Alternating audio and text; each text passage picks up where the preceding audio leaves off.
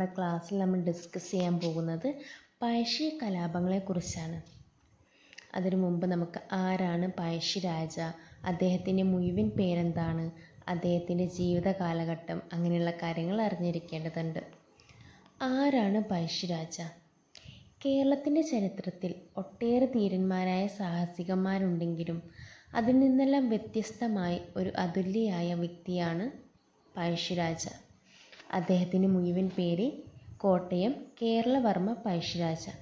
അദ്ദേഹത്തിൻ്റെ ജീവിത കാലഘട്ടം 1753 മുതൽ 1805 വരെയാണ്. അദ്ദേഹം ജനിച്ചത് 1753. അദ്ദേഹം വീരചരമം പ്രാപിച്ചത് 1805. അദ്ദേഹത്തിൻ്റെ മുഴുവൻ പേര് കോട്ടയം കേരളവർമ്മ പഴശ്ശിരാജ. അദ്ദേഹത്തിൻ്റെ രാജവംശം കോട്ടയം രാജവംശം. കോട്ടയം രാജവംശത്തിൻ്റെ ആസ്ഥാനം പുരളിമലയാണ്. കോട്ടയം രാജവംശം പുരളിമല ആസ്ഥാനമാക്കി ഭരിക്കുന്നത് കൊണ്ട് തന്നെ കോട്ടയം രാജാക്കന്മാർ പുരളീശ്വരന്മാർ എന്നറിയപ്പെട്ടിരുന്നു. കോട്ടയം രാജവംശത്തിൽ ഉൾപ്പെട്ടിരുന്നത് ഇന്നത്തെ കണ്ണൂർ, കാസർഗോഡ് ജില്ലകളാണ്. ഈ പുരളിമല സ്ഥിതി ചെയ്യുന്നത് കണ്ണൂർ ജില്ലയിലെ തലശ്ശേരി താലൂക്കിലാണ്. ബ്രിട്ടീഷ് രേഖകളിൽ പഴശ്ശിരാജ, കൊട്ടിയോട്ടി രാജ എന്നീ പേരുകളിൽ അറിയപ്പെട്ടിരുന്നത് പഴശ്ശിരാജയാണ്. അപ്പോൾ നമ്മൾ പഴശ്ശിരാജയെക്കുറിച്ച് എന്തെല്ലാം കാര്യങ്ങളാണ് പറഞ്ഞത്? അദ്ദേഹത്തിൻ്റെ മുഴുവൻ പേര് കോട്ടയം കേരളവർമ്മ പഴശ്ശിരാജ. അദ്ദേഹത്തിൻ്റെ ജീവിത കാലഘട്ടം 1753 മുതൽ 1805 വരെയാണ്. അദ്ദേഹത്തിൻ്റെ രാജവംശം കോട്ടയം രാജവംശം. അതിൻ്റെ ആസ്ഥാനം പുരളിമല. പുരളിമല സ്ഥിതി ചെയ്യുന്നത് കണ്ണൂർ ജില്ലയിലെ തലശ്ശേരി താലൂക്ക്. ബ്രിട്ടീഷ് രേഖകളിൽ പഴശ്ശിരാജയെ അറിയപ്പെട്ടിരുന്നത് പഴശ്ശിരാജ, കൊട്ടിയോട്ടി രാജ എന്നിങ്ങനെയാണ്. ഇനി നമുക്ക് ഒന്നാം പഴശ്ശി കലാപത്തിലേക്ക് കടക്കാം. ബ്രിട്ടീഷുകാർക്കെതിരെ കേരളത്തിൽ നടന്ന മുന്നേറ്റങ്ങളിൽ ഒരു പ്രധാന സംഭവമാണ് പഴശ്ശി കലാപം.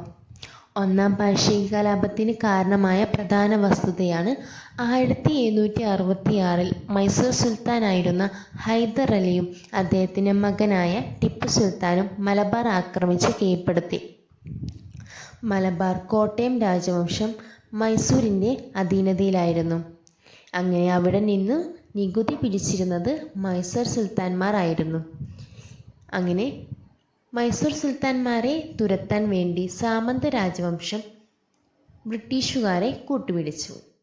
1792 ബ്രിട്ടീഷുകാർ മൈസൂർ സുൽത്താൻമാരെ തോൽപ്പിച്ചു. 1792 ശ്രീരംഗപട്ടണം ഉടമ്പടിയിലൂടെ മലബാർ ഉൾപ്പെടെയുള്ള ഭൂപ്രദേശം ബ്രിട്ടീഷുകാർക്ക് ലഭിക്കുന്നു.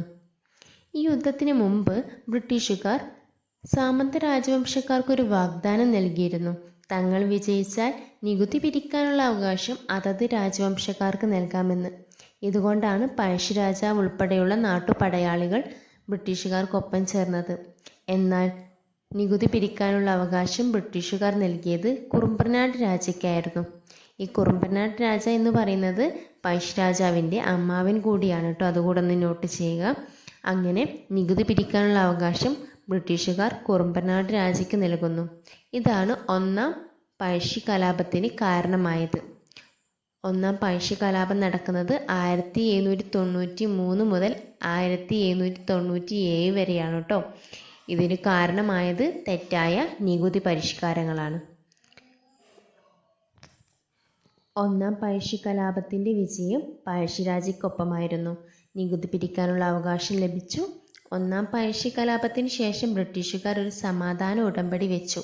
ഇതിന് ഇടനില നിന്നത് ചിറക്കൽ രാജാവാണ്. ഒന്നാം പഴശ്ശി കലാപത്തിന് ഇടനില നിന്നത് ചിറക്കൽ രാജാവാണ്. ഈ ഉടമ്പടി പഴശ്ശിരാജയും ജോനാഥൻ ഡങ്കൻ എന്ന ബ്രിട്ടീഷ് ഗവർണറും തമ്മിലായിരുന്നു.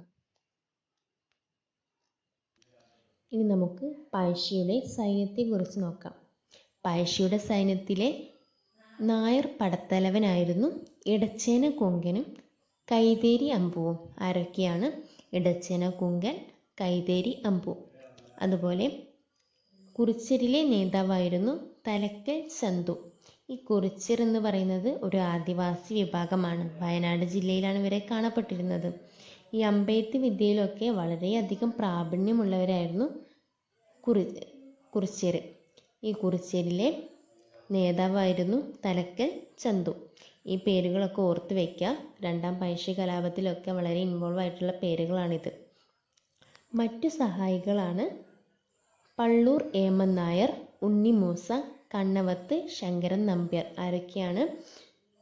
പള്ളൂർ ഏമൻ നായർ, ഉണ്ണിമൂസ, കണ്ണവത്ത് ശങ്കരൻ നമ്പ്യാർ. കണ്ണവത്ത് ശങ്കരൻ നമ്പ്യാർ പഴശ്ശിരാജയുടെ മന്ത്രി കൂടിയായിരുന്നു കേട്ടോ. അതുകൂടെ ഒന്ന് നോട്ട് ചെയ്ത് വെക്കാം. അപ്പം നമ്മളിതിൽ എന്തൊക്കെയാണ് പറഞ്ഞത്? ഒന്നാം പഴശ്ശി കലാപം നടന്നത് 1793 മുതൽ 97 വരെയുള്ള കാലഘട്ടങ്ങളാണ്. ഇതിന് കാരണമായത് തെറ്റായ നികുതി പരിഷ്കാരം. അതുപോലെ ശ്രീരംഗപട്ടണം ഉടമ്പടി നടന്നത് 1792. ഓക്കെ, ഇനി നമുക്ക് കുറച്ച് ക്വസ്റ്റ്യൻസ് നോക്കാം. പഴശ്ശിരാജയുടെ പൂർണ്ണനാമം എന്താണ്? പഴശ്ശിരാജയുടെ പൂർണ്ണനാമം കോട്ടയം കേരളവർമ്മ പഴശ്ശിരാജ. കോട്ടയം രാജവംശത്തിൻ്റെ ആസ്ഥാനം പുരളിമല. പുരളീശ്വരന്മാർ എന്നറിയപ്പെട്ടത് ഏത് രാജ്യത്തെ ഭരണാധികാരികളാണ്? കോട്ടയം രാജവംശത്തെ ഭരണാധികാരികൾ. നമ്മൾ പറഞ്ഞു കോട്ടയം രാജവംശത്തിൻ്റെ ആസ്ഥാനം പുരളിമലയാണ്. പുരളിമല ആസ്ഥാനമാക്കി ഭരിക്കുന്നത് കൊണ്ട് തന്നെ കോട്ടയം രാജവംശത്തെ ഭരണാധികാരികളെ പുരളീശ്വരന്മാർ എന്നാണ് അറിയപ്പെട്ടിരുന്നത്. പഴശ്ശി രാജാവിൻ്റെ മറ്റു പേരുകൾ. ബ്രിട്ടീഷ് രേഖകളിൽ അറിയപ്പെട്ടിരുന്നത് പഴശ്ശി രാജ, കൊട്ടിയോട്ടി രാജ. അതുപോലെ തന്നെ പുരളിശമ്മൻ എന്നും അറിയപ്പെട്ടിരുന്നത് പഴശ്ശി രാജാവിനെയാണ്. ഒന്നാം പഴശ്ശി കലാപം നടന്ന വർഷം 1793 മുതൽ 97 വരെ. ശ്രീരംഗപട്ടണം ഉടമ്പടി നടന്ന വർഷം 1792. ഒന്നാം പഴശ്ശി കലാപത്തിൽ മധ്യസ്ഥത വഹിച്ചത് ആരാണ്? ചിറക്കൽ രാജാവ്. പുരളിമല ഏത് ജില്ലയിലാണ് സ്ഥിതി ചെയ്യുന്നത്? കണ്ണൂർ ജില്ലയിൽ. പുരളിമല കണ്ണൂർ ജില്ലയിലെ തലശ്ശേരി താലൂക്കിലാണ് സ്ഥിതി ചെയ്യുന്നത്. ഒന്നാം പഴശ്ശി കലാപത്തിന് കാരണം. ഒന്നാം പഴശ്ശി കലാപത്തിന് പ്രധാന കാരണം തെറ്റായ നികുതി പരിഷ്കാരങ്ങളാണ്. പഴശ്ശിയുടെ സൈന്യത്തിലെ കുറിച്യരിലെ നേതാവ് ആരായിരുന്നു? തലക്കൽ ചന്തു.